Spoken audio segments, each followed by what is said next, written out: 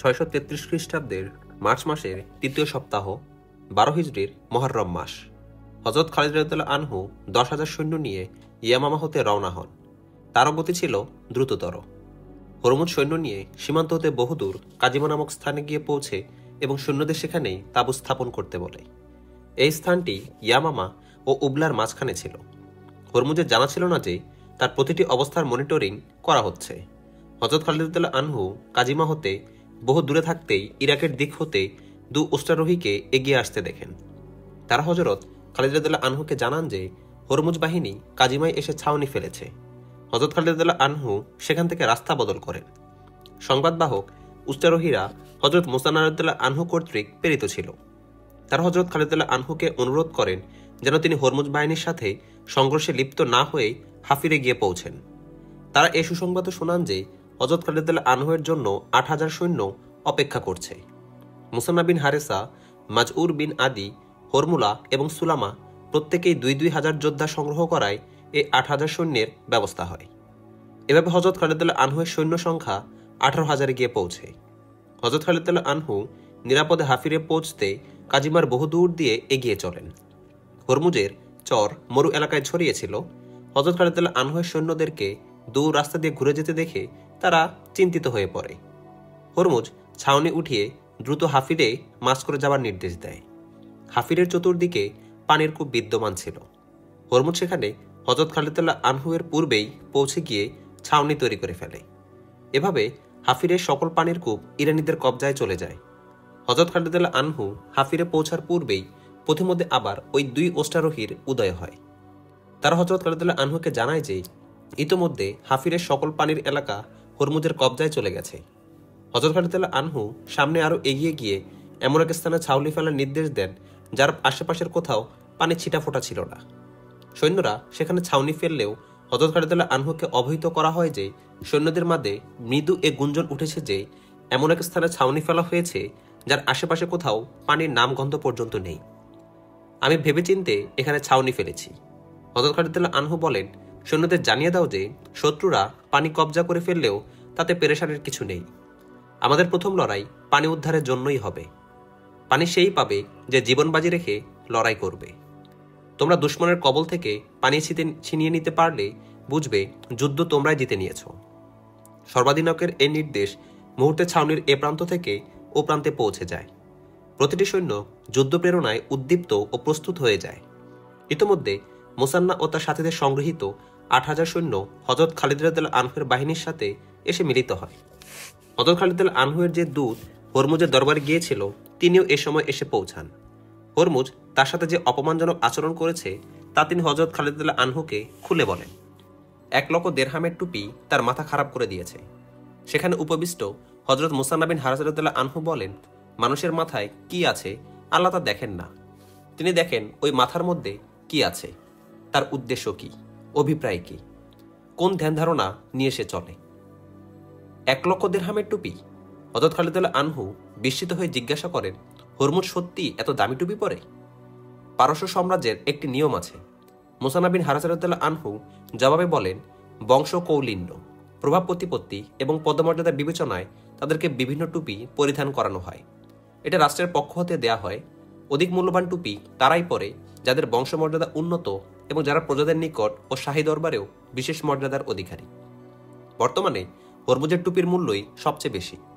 1 লক্ষ দেরহামের টুপি বর্তমানে আর কারো পরার অধিকার নেই। এই টুপি বহু মূল্যবান হীরা পান্না খচিত। টুপির শীর্ষ পালকও বেশ দামি। ফেরাউনও তার মাথায় খোদাই টুপি ধারণ করেছিল। হযরত খালিদ রাদিয়াল্লাহু আনহু বলেন, কিন্তু আজ সে কোথায়? কোথায় গেল তার টুপি? কারো দামি টুপি আমাকে প্রভাবিত করবে না এবং কোনো টুপি তরবারের আঘাত প্রতিহত করতে পারবে না। এর চেয়ে আমাকে বলো, অগ্নি পূজারীরা লড়াইয়ে কেমন এবং রণাঙ্গনে তারা কত দ্রুততার সাথে স্থান পরিবর্তন করে করে অসি চালাতে পারে। পারস্য সিপাহীদের বর্ম এবং অস্ত্র দেখলে অন্তরে ভয় লাগে। হযরত মুসান্না রাদিয়াল্লাহু আনহু হযরত খালিদ রাদিয়াল্লাহু আনহুকে অবগত করেন, মস্তকে জিঞ্জির বিশিষ্ট শিরস্ত্রাণ, বাহুতে বিশেষ ধাতুর খোলস, পায়ের নড়ার দিকটা মোটা চামড়া কিংবা অন্য কোনো ধাতু দ্বারা সংরক্ষিত। যুদ্ধাস্ত্র অনেক।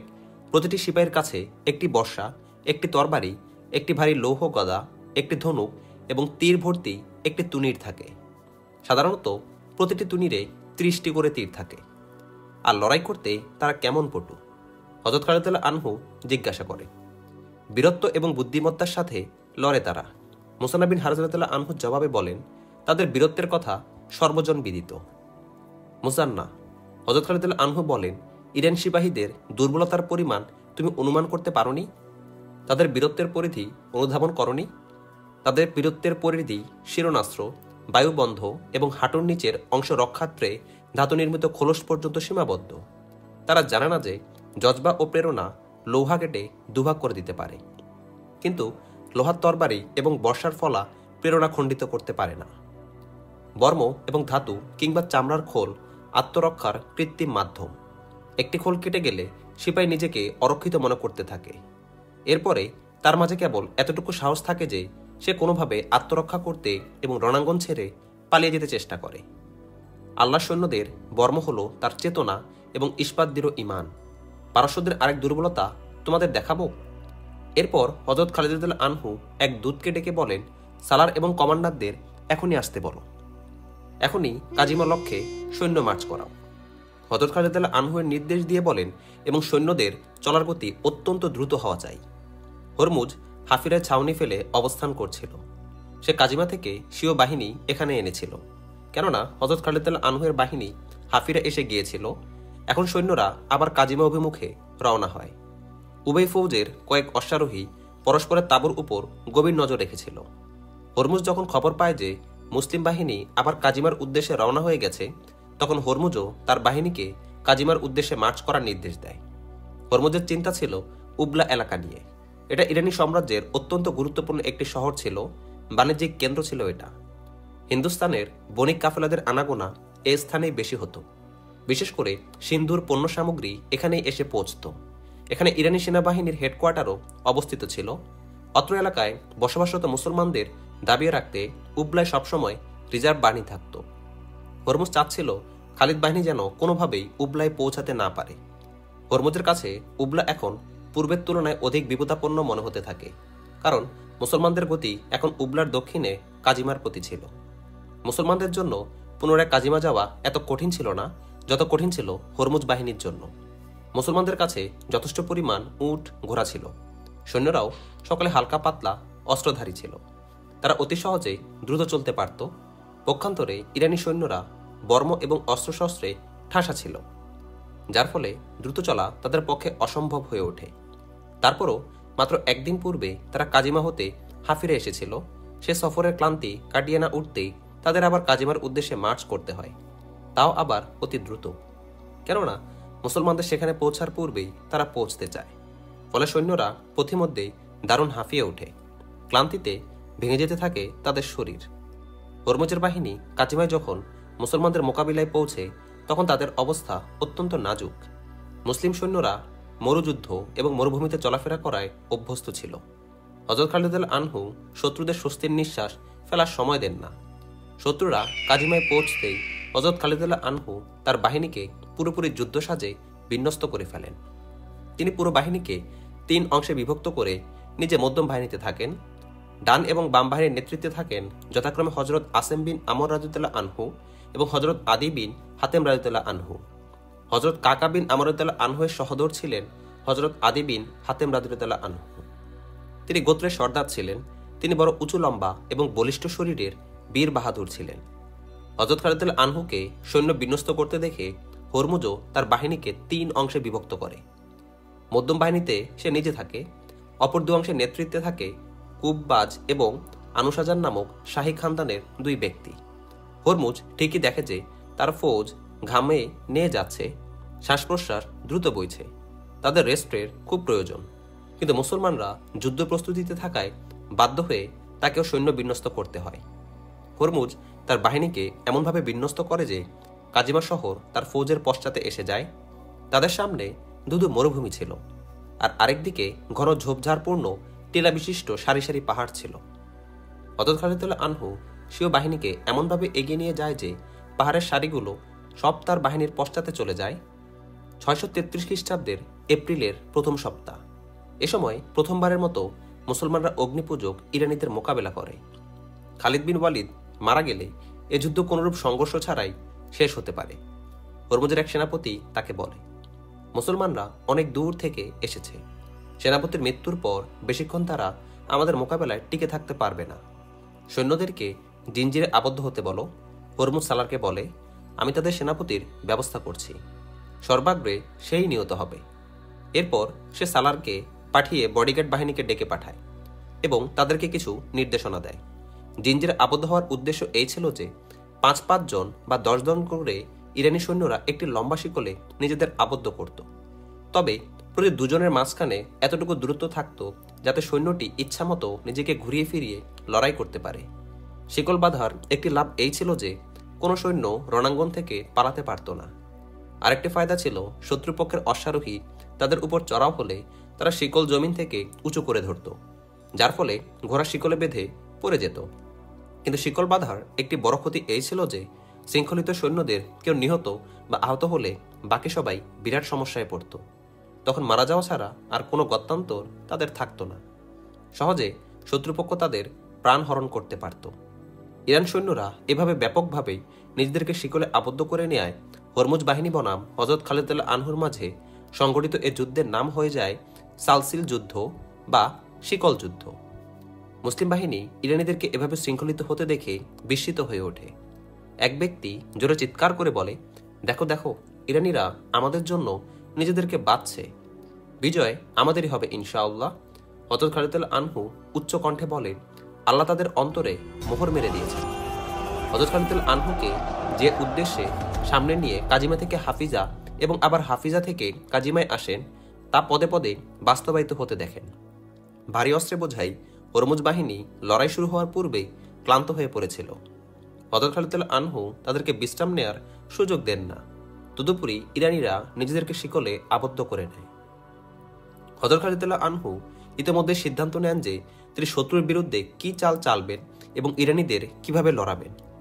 হরমুজ অশ্ব ছুটিয়ে দেয় এবং উভয় বাহিনীর মাঝখানে এমন এক স্থানে এসে ঘোড়া দাঁড় করায় যেখানে জমিন উঁচু নিচু এবং ইতস্তত টিলা ছড়িয়েছিল। তার বডিগার্ড বাহিনী কিছু দূর এগিয়ে থেমে যায়। কোথায় সে খালিদ?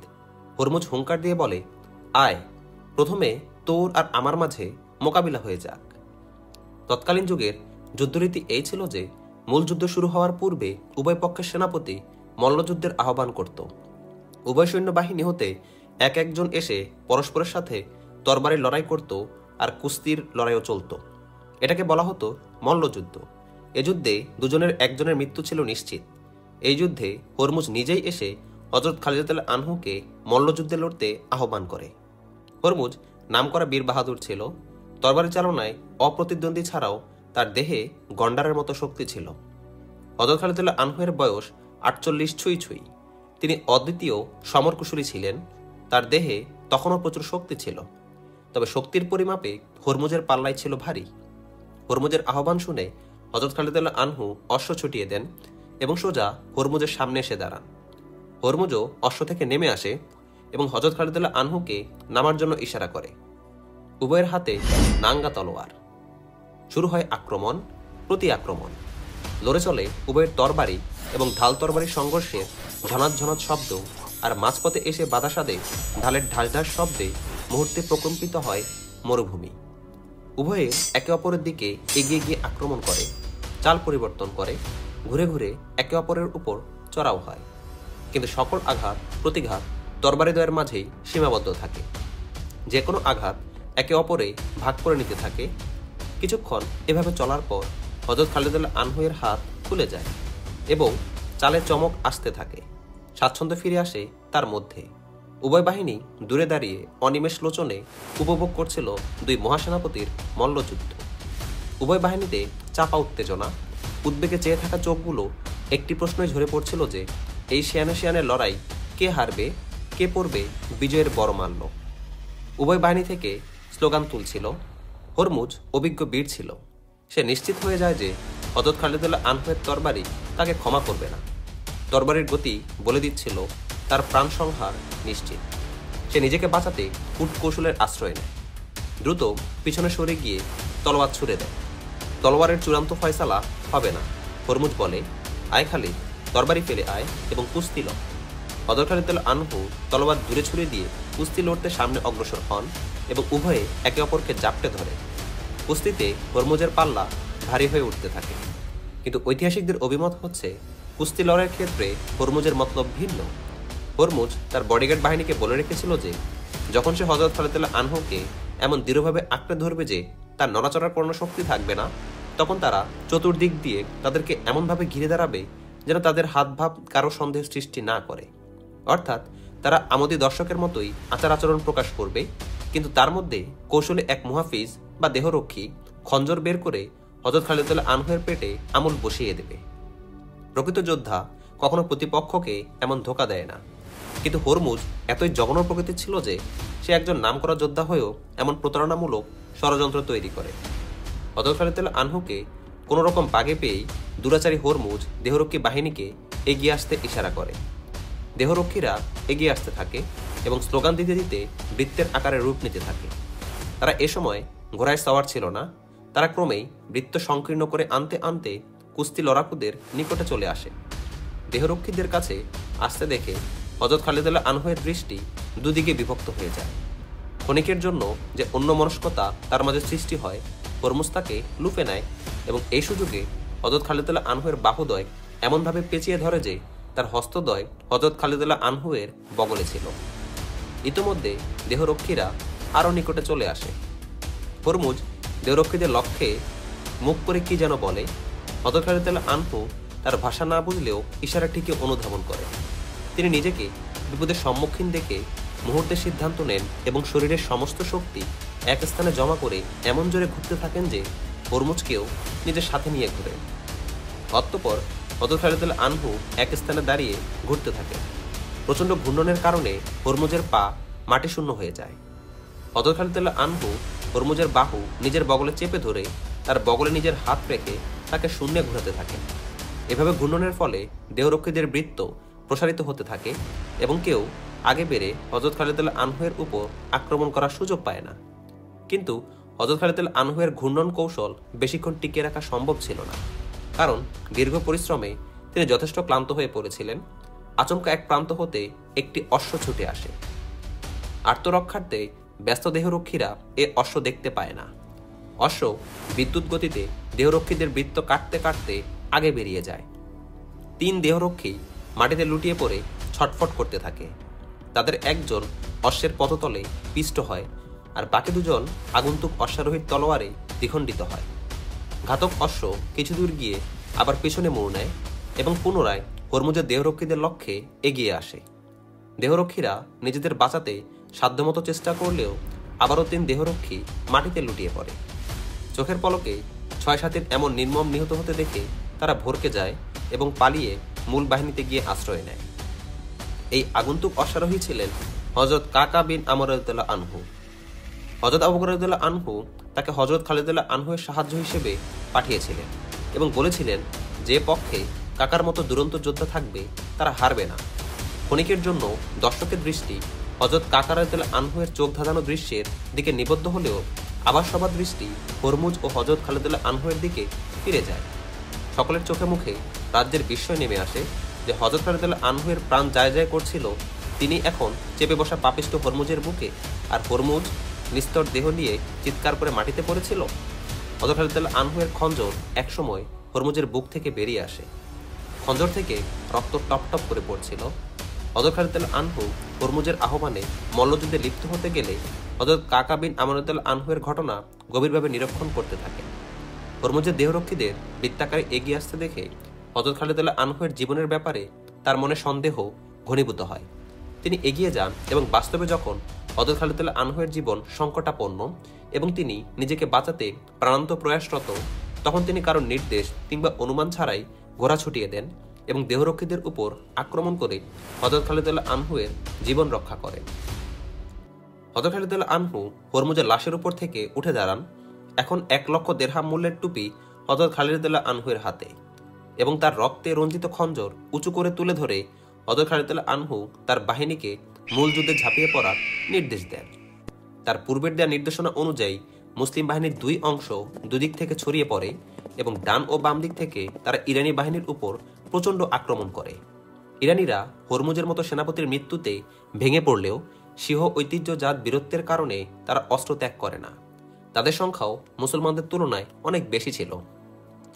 যুদ্ধ সামগ্রী, অস্ত্র, অশ্বের কোনো কমতি তাদের ছিল না। মুসলমানদের মোকাবেলায় তারা দারুণ রুখে দাঁড়ায়। পরিস্থিতি এমন হয়ে উঠেছে ইরানিদের পরাজিত করা সম্ভব নয়, আর হলেও তা হবে এক সাগর রক্তের বিনিময়ে। ইরানি সৈন্যরা 5 জন, 7 জন, 10 জন করে এক এক শিকলে বাঁধা ছিল। তারা চতুর্মুখী আক্রমণ প্রতিহত করে যাচ্ছিল। হযরত খালিদ রাদিয়াল্লাহু আনহু তাদের ক্লান্ত করে তোলার জন্য অশ্বারোহীদের ব্যবহার করে। অশ্বারোহীরা তাদের পদাতিক তীব্রগতির আক্রমণ শুরু করে যে তাদের প্রাণ বাঁচাতে ডানে বামে ছোটাছুটি করতে হয়। পদাতিক বাহিনীকেও হযরত খালিদ রাদিয়াল্লাহু আনহু এমনভাবে লড়িয়ে যান। ইরানি পদাতিকরা দিশেহারা হয়ে পলায়নের সহজ পথ খুঁজতে থাকে। এর বিপরীতে মুসলমানরা হালকা অস্ত্রসজ্জিত হওয়ার দরুন দ্রুততার সাথে স্থান পরিবর্তন করে যেভাবে ইচ্ছা লড়াই করছিল। কিছুক্ষণ পর ইরানিদের মাঝে ক্লান্তি আর অবসাদের ছাপ সুস্পষ্ট প্রতিবাদ হতে থাকে। ঐতিহ্যগত ধারা হিসেবে তারা নিজেদেরকে যে শিকলে আবদ্ধ করেছিল, পরে তা তাদের পায়ের বেড়িতে পরিণত হয়। ভারী অস্ত্রের বোঝাই তাদের জীবনের জন্য অভিশাপ হয়ে দেখা দেয়। ইরানিদের শৃঙ্খলা ও সুসংগবদ্ধতায় ফাটল সৃষ্টি হতে থাকে। তাদের মধ্যম বাহিনীর কমান্ডার হরমুজের মৃত্যুর সাথে সাথেই শেষ হয়ে গিয়েছিল। পার্শ্ব বাহিনী দ্বয়ের কমান্ডার কুববাজ এবং অনুসজান পরাজয় নিশ্চিত অনুধাবন করে সৈন্যদের পিছু হটার নির্দেশ দেয়। পিছু হটা কেবল তাদের পক্ষে সম্ভব ছিল যারা শিকলে বাঁধা ছিল না। এদের অধিকাংশই ছিল অশ্বারোহী। কুববাজ এবং অনুসজান নিজ নিজ পার্শ্ব বাহিনীর অধিকাংশ সৈন্য নিরাপদে পিছে সরিয়ে নিতে পারলেও মধ্যম বাহিনী শৃঙ্খলিত থাকায় তাদের হাজার হাজার সৈন্য মুসলমানদের হাতে নির্মমভাবে নিহত হয়। শৃঙ্খলিত সৈন্যদের উপর এটা ছিল এক ধরনের পাইকারি হত্যা, যা সূর্য অস্তমিত হওয়ার পরেও চলতে থাকে। রাত বেশ গাঢ় হলে হত্যাযজ্ঞের ধারা বন্ধ হয়। এক বিরাট শক্তিশালী শত্রুকে শোচনীয়ভাবে পরাজিত করে দুনিয়ার সামনে মুসলমানরা এই নজির স্থাপন করে যে সংখ্যাধিক্য এবং উন্নত হাতিয়ার হলেই যুদ্ধ জয় করা যায় না। জজবা এবং প্রেরণাসিক্ত লড়াই করে যুদ্ধ জিতে নিতে হয়। পরের দিন গনিমতের মাল জমা করা হয়। হযরত খালিদ রাদিয়াল্লাহু আনহু পুরো মাল 5 ভাগে বিভক্ত করেন। 4 ভাগ সৈন্যদের মাঝে বন্টন করে দেন, আর 1 ভাগ বাইতুল মালে জমা দেওয়ার জন্য মদিনায় খলিফা হযরত আবু বকর রাদিয়াল্লাহু আনহু বরাবর পাঠিয়ে দেন। হরমুজের 1 লক্ষ দিরহাম মূল্যের টুপিও হযরত খালিদ রাদিয়াল্লাহু আনহু খলিফার নিকট পাঠিয়ে দেন। খলিফা এই টুপি হযরত খালিদ রাদিয়াল্লাহু আনহুকে ফেরত পাঠান, কারণ মল্লযুদ্ধে হত্যাকারী বা নিহত ব্যক্তির সমস্ত মাল সম্পদের প্রাপক হয়ে থাকে। ফলে মল্লযুদ্ধে হরমুজকে হত্যা করায় তার এই টুপির মালিক হয়ে যান হযরত খালিদ রাদিয়াল্লাহু আনহু। দেখো দেখো, বাইরে বেরিয়ে এসে দেখো, এটা আবার কি? মদিনার অলিতে গলিতে এমনই ধরনের আওয়াজ ক্রমশ উচ্চারিত হতে থাকে। মানুষ পাল্লা দিয়ে বাইরে বেরিয়ে আসতে শুরু করে। কে কার আগে যাবে এই প্রতিযোগিতা শুরু হয়। এটা কোন প্রাণী হবে? জনতার বুক চিরে এক আওয়াজ। না, খোদার কসম, এমন প্রাণী কখনো আমরা দেখিনি। প্রথম আওয়াজ প্রত্যাখ্যান করে দ্বিতীয় আওয়াজ। এটা কোনো প্রাণী নয়, আল্লাহর বিস্ময়কর এক সৃষ্টি। কিছুটা বিজ্ঞতা ভাব মিশ্রিত তৃতীয় আওয়াজ আসে। ঘরের মহিলা ও শিশুরাও ছুটে আসে। সবার চোখে প্রশ্ন, চেহারায় বিস্ময়ের ছাপ। ছোটরা এক নজর দেখেই ভয়ে মায়ের আঁচল কিংবা পিতার পিছনে গিয়ে লুকায়। যারা আল্লাহর এই আজব প্রাণী ধরে রেখেছিলেন, তারা জনতার উৎসুক হাবভাব দেখে মুচকি হাসছিলেন। আজব প্রাণীর পিঠে যারা বসা ছিল, তাদের মুখেও হাসি শোভা পাচ্ছিল। এটা কি? জনতা জানতে চায়। এটাকে কি বলে? একে হাতি বলে। হাতির সাথে সাথে গমনকারী এক ব্যক্তি উচ্চ আওয়াজে বলে, এটা একটা যুদ্ধ প্রাণী। ইরানিদের থেকে এটা আমরা ছিনিয়ে নিয়েছি। শিকল যুদ্ধে ইরানি বাহিনী পশ্চাদাপসারণ করলে এ হাতিটি মুসলমানদের হস্তগত হয়। প্রায় সকল ঐতিহাসিক উল্লেখ করেছেন যে হযরত খালিদ রাদিয়াল্লাহু আনহু গনিমতের মালের যে 1/5 খলিফা বরাবর পাঠিয়েছিলেন, তার মধ্যে একটি হাতিও ছিল। মদিনাবাসী ইতপূর্বে কখনো হাতি দেখেনি। হাতিটি মদিনার শহরনগর সহ প্রতিটি অলিতে গলিতে প্রদর্শনী করে ফিরানো হয়। সবাইকে প্রাণীটি বিস্মিত করে, অনেকে ভীতও হয়ে পড়ে। তারা একে প্রাণী নয়, আল্লাহর বিস্ময়কর সৃষ্টি বলতো। হাতির সাথে তার ইরানি মাহুতও ছিল। হাতিটি মদিনায় কয়েকদিন রাখা হয়। বসে বসে খাওয়া ছাড়া তার অন্য কোনো কাজ ছিল না। হাতি থেকে কাজ নেওয়ার পদ্ধতিও মদিনাবাসীদের জানা ছিল না, আর জানলেও মাত্র একটি হাতি দিয়ে আর কি বা করা যায়। আমিরুল মুমিনিন মাহুদ সহ হাতিটি আজাদ করে দেন। কোনো কোনো ইতিহাসে এ তথ্য উল্লেখিত হয়নি যে হাতিটি মদিনা হতে কোথায় চলে যায়। দজলা এবং ফুরাত আজও প্রবাহমান। 1352 বছর পূর্বেও প্রবাহমান ছিল। তবে সেদিনের প্রবাহ আর আজকের প্রবাহের মাঝে ব্যবধান আকাশ পাতাল। 1350 বছর পূর্বে দজলা এবং ফুরাতের লহরে ইসলামের মূল বীর মুজাহিদরা প্রেরণা এবং জজবায় কলতান উঠত। এ সকল দরিয়ার পানিতে শহীদদের তাজা খুন মিশ্রিত ছিল। রেসালাত চেরাগের প্রেমিকগণ দজলা এবং ফোরাতের উপকূল বেয়ে ইসলামকে শুধু সম্মুখ পানে এগিয়ে নিয়ে যেতে থাকে। এদিকে জরথরুস্টের আগুনে শিখা লাফিয়ে লাফিয়ে মুসলমানদের গতিরোধ করতে থাকে। কিন্তু মুসলমানরা দুর্বার গতিতে সকল বাধা পেরিয়ে শুধু এগিয়ে চলতে থাকে। মুসলমানদের জন্য সামনে এগিয়ে চলা সহজ ছিল না। তারা ইরান সাম্রাজ্যের লেজে পাড়া দিয়েছিল। মুসলমানদের সংখ্যা কম এবং তেজোদ্যম হ্রাস পেতে থাকে। অপরদিকে শত্রুদের সমরশক্তি ছিল রীতিমতো উদ্বেগজনক পরিমাণ। পরিস্থিতি কখনো এমন দাঁড়াতো যে মনে হতো ইরানিদের বিশাল সমরশক্তি মুসলমানদের মুষ্টিমেয় সৈন্যদেরকে তাদের বিশাল পেটে টেনে নিচ্ছে। পারস্য সাম্রাজ্যের রাজধানী ছিল মাদায়েন। সম্রাট উর্দুসের সিংহাসনে উপবিষ্ট। গর্বে মাথা স্বাভাবিকতার চেয়েও কয়েক ইঞ্চি উঁচু ছিল তার। সিংহাসনের ডানে বায়ে ভ্রমণমোহিনী শাহী পাখা আলতো দোলাচ্ছিল। সম্রাট সিংহাসন থেকে উঠছিল। ইতিমধ্যে তাকে জানানো হয় যে উবলা রণাঙ্গন থেকে দূত এসেছে, এখনই নিয়ে এসো। উর্দুসের বাছাই ভঙ্গিতে বলে, সে এছাড়া আর কি বা খবর নিয়ে আসবে যে হরমুজ মুসলমানদের কচুকাটা কেটেছে। আরবের ওই বর্বর ও বুদ্ধুরা আর কতটুকুই বা শক্তি রাখে, যারা খেজুর এবং জব ছাড়া আর কোনো খাদ্যবস্তুই চোখে দেখেনি। দূত দরবারে প্রবেশ করলে তার চেহারা এবং ভঙ্গি বলে দেয় যে সে কোনো সুসংবাদ নিয়ে আসেনি। দূত ভেতরে ঢুকেই এক বাহু সোজা উপরে তুলে ধরে এবং নতশির হয়ে ঝুঁকে পড়ে। সোজা হয়ে দাঁড়াও। উর্দুসের বিজয়ের ভঙ্গিতে বলে, শুভ সংবাদ শুনতে এতক্ষণ অপেক্ষা করতে পারি না। মুসলমানদের নারীদেরকেও কি বন্দী করা হয়েছে? জবাব দাও। তুমি ভাবে নীরব কেন? ইরানের সিংহাসন অমর হোক। দূত রাজদরবারের শিষ্টাচার হিসেবে বলে, সম্রাট উর্দুসেরের সাম্রাজ্য। কি খবর এনেছো তাই বলো। উর্দুসের গর্জে উঠে বলে, রাজাদিরাজ হরমুজ সাহায্য চেয়ে পাঠিয়েছে। দূত বলে, হরমুজ? উর্দুসের চমকে উঠে সামনে ঝুঁকিয়ে পড়ে এবং একরাশ বিস্ময় নিয়ে জিজ্ঞাসা করে, সাহায্য চেয়েছে? সে মুসলমানদের বিরুদ্ধে লড়ছে না? সে কি যুদ্ধে টিকে উঠতে পারছে না? আমি তো শুনেছি মুসলমানরা লুটেরাদের একটি গ্রুপের মতো বই নয়। তাহলে হরমুজের হলোটা কি? যুদ্ধের পূর্বে সে সৈন্যদের শিকলাবদ্ধ করেনি? বলো, জবাব দাও। সারা দরবারেই নীরবতা নেমে আসে, যেন সেখানে কোনো মানবজন নেই। চারপাশের দেয়ালগুলো নির্বাক দাঁড়িয়ে আছে। ইরান সাম্রাজ্য দুনিয়ার প্রত্যন্ত অঞ্চল পর্যন্ত ব্যাপৃত হোক। দূত বলে, শিকল বাঁধা হয়েছিল ঠিকই, কিন্তু মুসলমানরা এমন চাল চালে যে পরবর্তীতে ওই শিকল তাদের পায়ের বেড়িতে পরিণত হয়। মদিনাবাসীদের সংখ্যা কত? সম্রাট জানতে চায়। মহারাজ, খুবই কম। দূত জবাবে বলে, আমাদের সংখ্যার কাছে তাদের সংখ্যা গণনার বাইরে ছিল, কিন্তু দূর হও আমার সামনে থেকে। সম্রাট ক্রুদ্ধ হয়ে ওঠে এবং পরে একটু শান্ত হয়ে বলে, কারেনকে ডাকো। ইরান ফৌজের আরেক নামকরা বীর সালার কারেন বিন কর আনুসা। শাহী দরবারে তার যথেষ্ট কদর ছিল। হরমুজের মতো তার মস্তকেও 1,00,000 দেরহাম মূল্যের রাজকীয় টুপি শোভা পেত। সম্রাটের আজ্ঞা পেয়ে সে ছুটে আসে। কারেন উর্দুসের বলে, একথা তোমার বিশ্বাস হয় যে হরমুজ মুসলমানদের বিরুদ্ধে লড়াইরত অবস্থায় সাহায্য চেয়ে পাঠিয়েছে? এরপর উর্দুসের দরবারের আমত্ত বর্গের প্রতি দৃষ্টি প্রদক্ষিণ করালেই তারা উঠে দাঁড়ায় এবং সম্মান প্রদর্শনার্থে মাথা ঝুঁকিয়ে এক এক করে বাইরে বেরিয়ে যায়। উর্দুসের একান্তে কারেনের সাথে কথা বলতে চায়।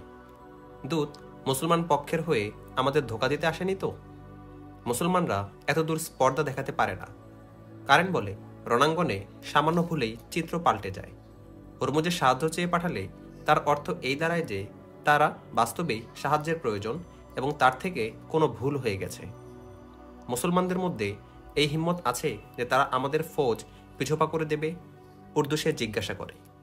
তাদের মধ্যে শুধু হিম্মতই নয়, প্রচুর সাহসও রয়েছে। কারেন বলে, তারা ধর্মীয় চেতনায় উদ্বুদ্ধ হয়ে লড়ে। উবলা এলাকায় আমরা মুসলমানদের এমন নিচু অবস্থায় রেখেছিলাম যে তারা পোকামাকড়ের মতো জীবনযাপন করত, কিন্তু তারা মারাত্মক আক্রমণ করে এবং একের পর এক গুপ্ত হামলা চালিয়ে অত্র এলাকার চৌকিগুলো লণ্ডভণ্ড করে দিয়েছে। আজ পর্যন্ত তারা যত যুদ্ধে লিপ্ত হয়েছে তার একটিতেও পরাজিত হয়নি। অথচ আশ্চর্যের বিষয় হলো, প্রতিটি যুদ্ধে প্রতিপক্ষের তুলনায় তাদের সৈন্য সংখ্যা কম ছিল, আর তাদের কাছে ঘোড়াও বেশি একটা ছিল না। তাদের যোদ্ধারাও এমনই সাধারণ পর্যায়ের হবে। সম্রাট উর্দুসের বলে, তাদের পক্ষে আমাদের সৈন্যের মোকাবিলা করা সম্ভব নয়, কিন্তু তারা তো ইতিমধ্যেই মোকাবিলা করে ফেলেছে, কারেন বলে। এবং আমাদের এত বড় অভিজ্ঞ সেনাপতি হরমুজ সাহায্য চেয়ে আবেদন করতে বাধ্য হয়েছে। মহামান্য সম্রাট, শত্রুকে এত ছোট ও তুচ্ছ করে দেখা ঠিক নয়। আমাদের অযথা দাম্ভিকতা দেখানো ঠিক হবে না। বাস্তব অবস্থা সামনে রেখে কথা বলতে হবে, বাস্তবতা তলিয়ে দেখতে হবে।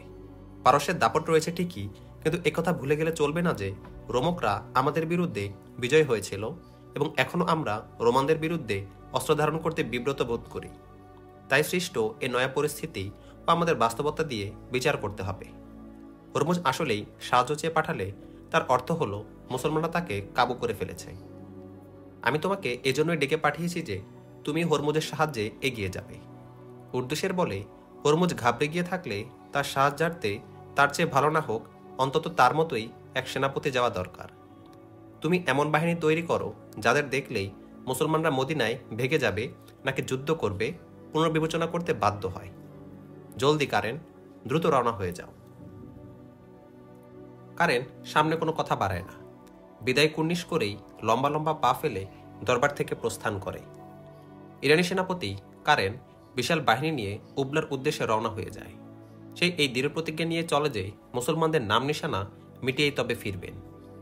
দজলার বাম কিনারা দিয়ে সে তার বাহিনীকে নিয়ে যায়। সৈন্যদের চলার গতি ছিল দ্রুত। সে মাজার নামক স্থানে গিয়ে সৈন্যদের দজলা পার করায় এবং দক্ষিণে মাকাল দরিয়া পর্যন্ত পৌঁছে যায়।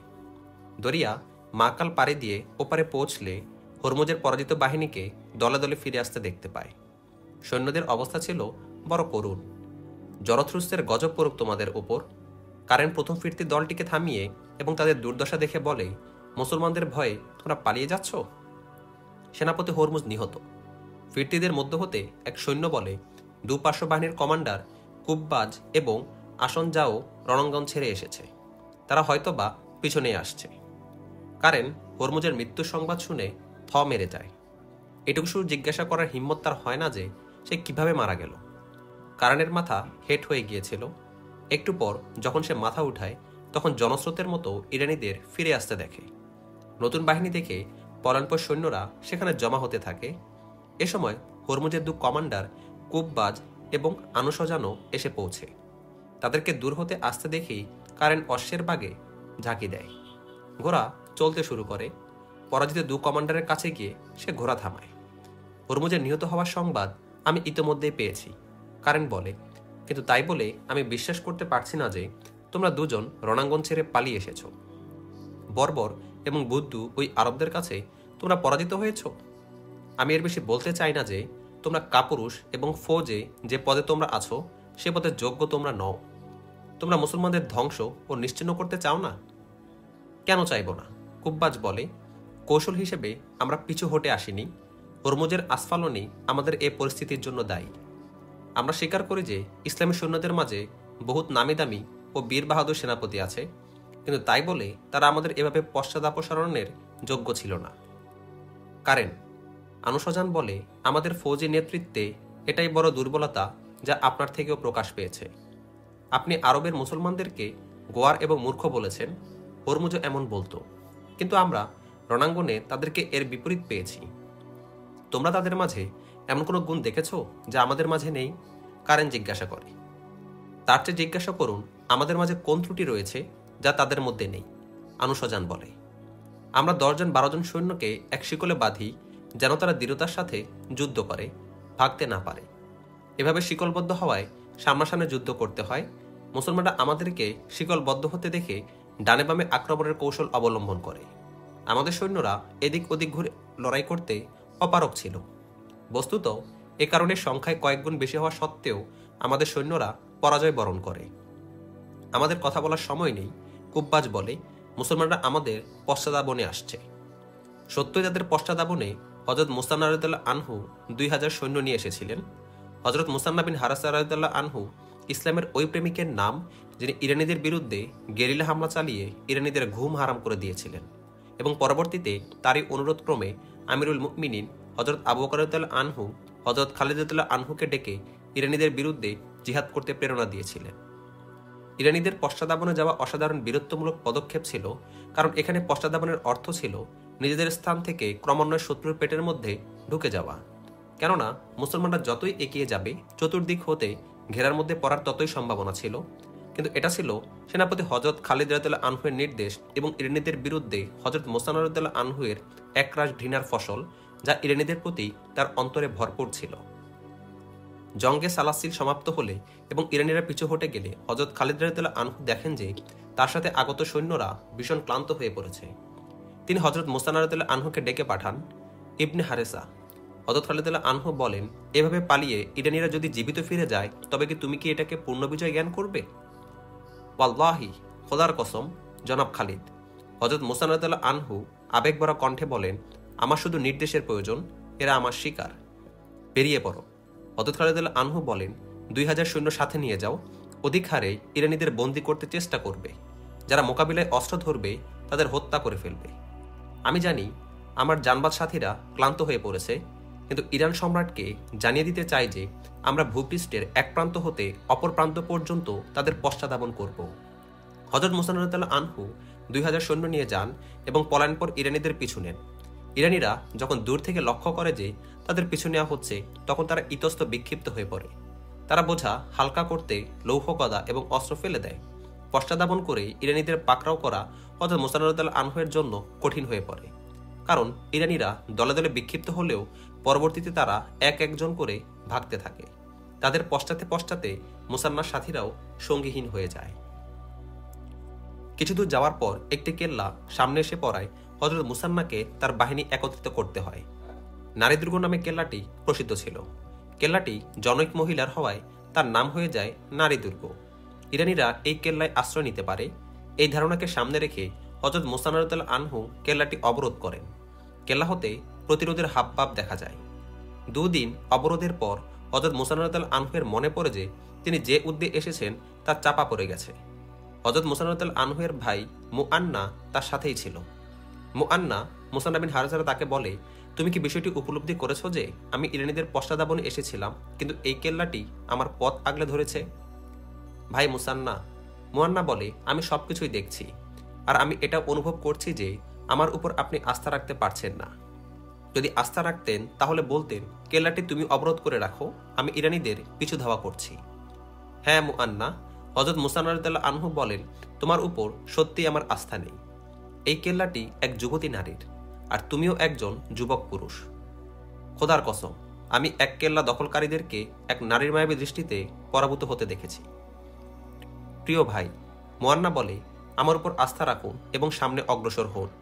আমাকে সামান্য কিছু সৈন্য দিন এবং এরপর দেখুন কে কার কাছে পরাভূত হয়, কেল্লা না আমি। আপনি এখানে আটকে থাকলে ইরানিরা অনেক দূর এগিয়ে যাবে। আমার মাথা সঠিক সিদ্ধান্ত নেওয়ার উপযোগী থাকলে আমি বলবো আমি ভিন্ন কিছু চিন্তায় এদিকে এসেছি।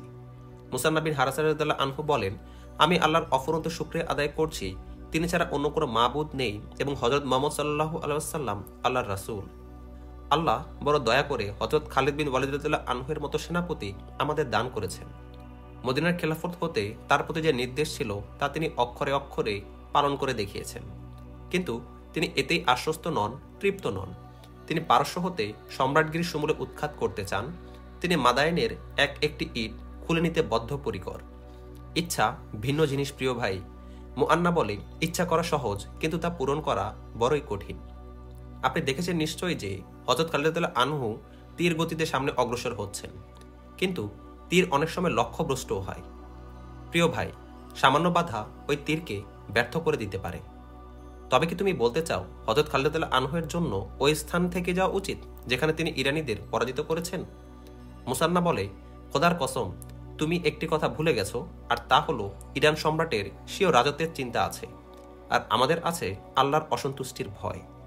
কুর্দুসের নিজ সিংহাসন রক্ষা করতে চায়, কিন্তু আমরা দোজাহানের সর্দার হযরত রাসূল আকরাম সাল্লাল্লাহু আলাইহি ওয়াসাল্লামের মানমর্যাদা রক্ষার খাতিরে লড়ছি।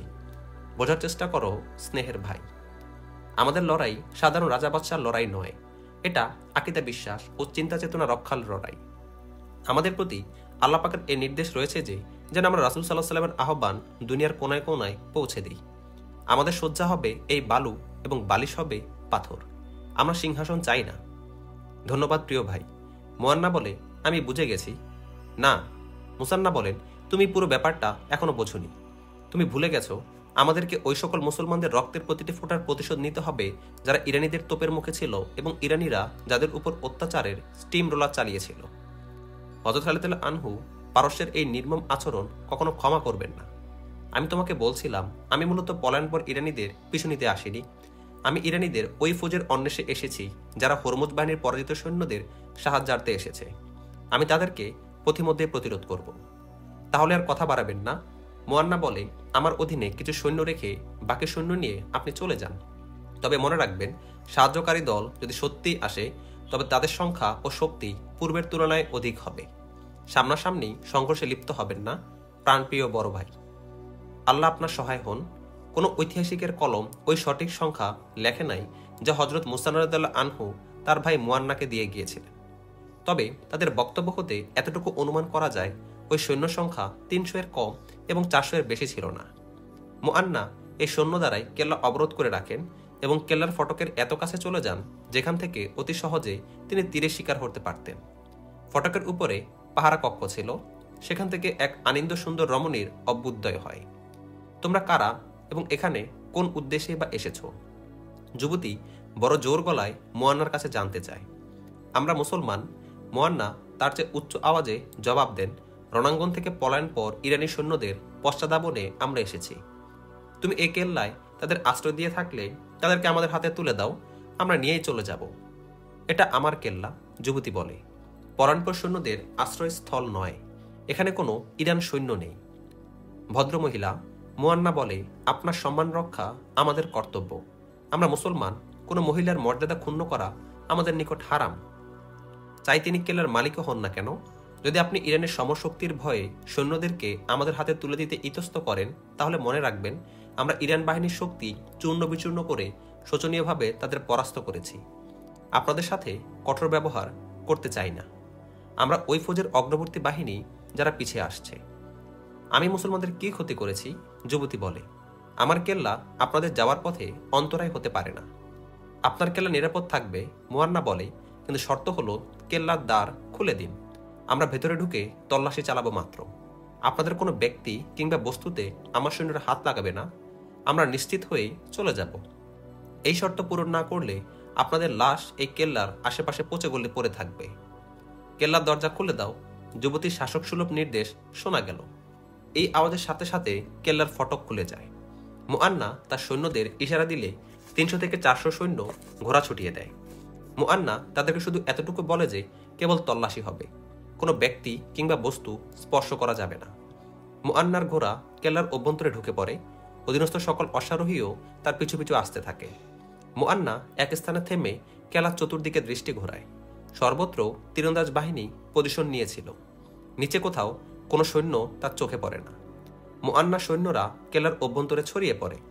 আপনি সত্যই বলেছিলেন, যুবতী মুয়ান্নাকে বলে, আমি ইরানিদের ভয় করি। এই কেল্লায় যে শক্তিশালী সৈন্যই আসবে, আমি তাদের দয়ার ভিখারি হব। মুসলমানদের এই প্রথমবারের মতো আমি দেখছি। আপনি তাদের কথা জীবনভর মনে রাখবেন, মুয়ান্না বলে। খোদার কসম, আপনি সারা জীবন তাদের অপেক্ষায় পার করবেন। মুসলমানদের প্রতি নির্দেশ আছে, নিষ্প্রাণ কেল্লা নয়, কেল্লাবাসীদের অন্তর জয় করো। কিন্তু কেল্লাবাসীদের অন্তর যদি কেল্লার প্রাচীরের মতো কঠিন হয়, তখন আবার আমাদের প্রতি ভিন্ন আদেশ আছে। আমরা যখন এই নির্দেশ পালনে লিপ্ত হই, তখন পারস্য শক্তিও আমাদের সামনে টিকতে পারে না।